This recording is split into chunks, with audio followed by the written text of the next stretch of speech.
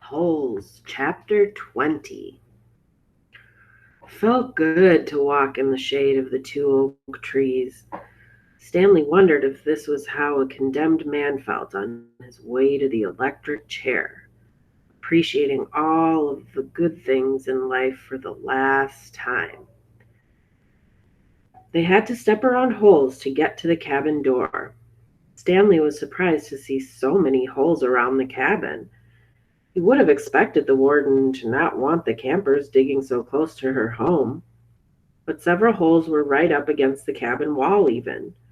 The holes were closer together here as well, and were of different shapes and sizes. Mr. Sir knocked on the door. Stanley still held the empty sack. "Yes," the warden said, opening the door. "There's been a little trouble down on the lake," Mr. Sir said. "Caveman'll tell you all about it." The warden stared at Mr. Sir a moment. Then her gaze turned toward Stanley. He felt nothing but dread now.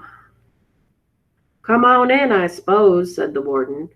"You're letting the cold out." It was the air-conditioned inside her cabin. The television was going. She picked up the remote and turned it off. She sat down on a canvas chair.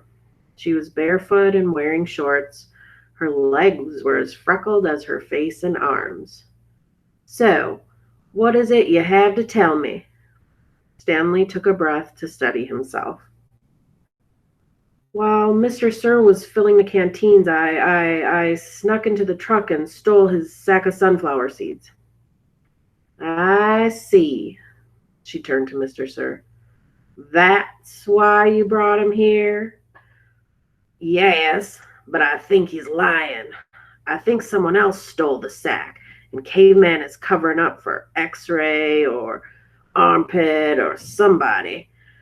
It was a 20-pound sack, and he claims to have eaten them all by himself." He took the sack from Stanley and handed it to the warden. "I see," the warden said again. The sack wasn't full," said Stanley, "and I spilled a lot. You can even check my hole." "In that room, Caveman, there's a small flowered vase. Will you get it for me, please?" She pointed to a door. Stanley looked at the door, then at the warden, then back at the door. He slowly walked toward it. It was kind of a dressing room with a sink and a mirror. Next to the sink, he saw the case, white with pink roses. He brought it back out to the warden, and she set it on the glass coffee table in front of her. She unclasped the latch and opened the case. It was a makeup case. Stanley's mother had one similar to it. He saw several bottles of nail polish, polish remover, a couple of lipstick tubes, and other jars and powders. The warden held up a small jar of dark red nail polish. "You see this, Caveman?" He nodded. "This is my special nail polish. You see the dark, rich color? You can't buy that in a store. I have to make it myself." Stanley had no idea why she was showing it to him. He wondered why the warden would ever have the need to wear nail polish or makeup out here. "Do you want to see my secret ingredient?" He raised and lowered one shoulder. The warden opened the bottle. "Rattlesnake venom."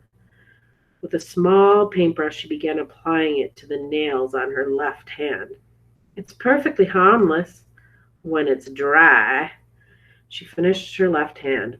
She waved it in the air for a few seconds, then began painting the nails on her right hand. "It's only toxic when it's wet." She finished painting her nails, then stood up. She reached over and touched Stanley's face with her fingers. She ran her sharp, wet nails very gently down his cheek. He felt his skin start to tingle. The nail on her pinky just barely touched the wound behind his ear. A sharp sting of pain caused him to jump back. The warden turned to face Mr. Sir, who was sitting on the fireplace hearth. So, you think he stole your sunflower seeds? No.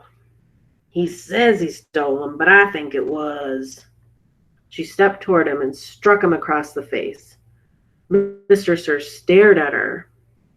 He had 3 long red marks slanting across the left side of his face.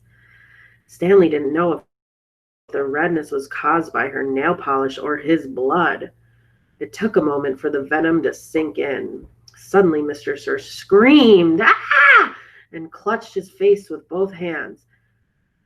He let himself fall over, rolling off the hearth and onto the rug. The warden spoke softly. I don't especially care about your sunflower seeds.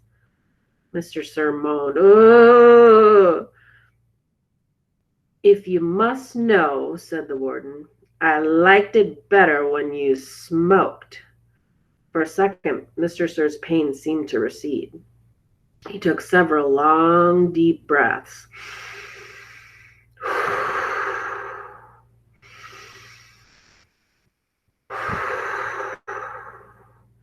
Then his head jerked violently, and he let out a shrill scream, worse than the one before. Ah! The warden turned toward Stanley. I suggest you go back to your hole now. Stanley started to go, but Mr. Sir lay in the way.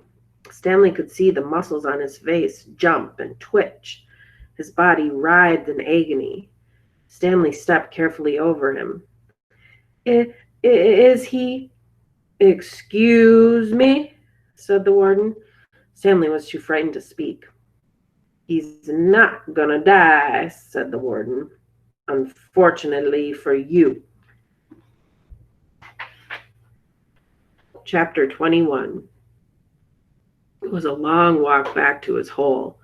Stanley looked out through the haze of heat and dirt at the other boys, lowering and raising their shovels. Group D was the farthest away. He realized that once again he would be digging long after everyone else quit. He hoped he'd finish before Mr. Sir recovered. He didn't want to be out there alone with Mr. Sir. He won't die, the warden had said. Unfortunately for you. Walking across the desolate wasteland, Stanley thought about his great-grandfather, not the pig stealer, but the pig stealer's son, the one who was robbed by Kissin' Kate Barlow. He tried to imagine how he must have felt after Kissin' Kate had left him stranded in the desert. It probably wasn't a whole lot different from the way he himself felt now.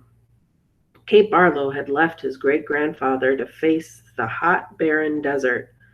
The warden had left Stanley to face Mr. Sir. Somehow his great-grandfather had survived for 17 days before he was rescued by a couple of rattlesnake hunters. He was insane when they found him. When he was asked how he had lived so long, he said he found refuge in God's thumb. He spent nearly a month in a hospital.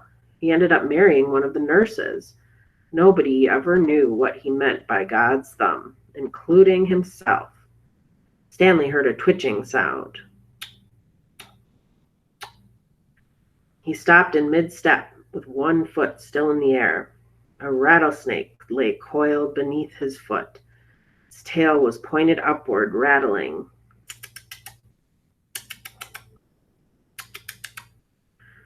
Stanley backed his leg away, then turned and ran. The rattlesnake didn't chase after him. It had rattled its tail to warn him to stay away. Thanks for the warning, Stanley whispered as his heart pounded. The rattlesnake would be a lot more dangerous if it didn't have a rattle. Hey, caveman, Armpit called. You're still alive. What'd the warden say? Asked X-Ray. What'd you tell her? Asked Magnet. I told her I stole the seeds, said Stanley. Good going, said Magnet. What'd she do? Asked Zigzag. Stanley shrugged one shoulder. Nothing. She got mad at Mr. Sir for bothering her. He didn't feel like going into details. If he didn't talk about it, then maybe it didn't happen. He went over to his hole, and to his surprise, it was nearly finished. He stared at it, amazed. It didn't make sense. Or perhaps it did. He smiled. Since he had taken the blame for the sunflower seeds, he realized the other boys had dug his hole for him. Hey, thanks, you guys, he said. Don't look at me, said X-Ray. Confused, Stanley looked around. From Magnet to Armpit to Zigzag to Squid, none of them took credit for it. Oh, then he turned to Zero, who had been quietly digging in his hole since Stanley's return. Zero's hole was smaller than all the others.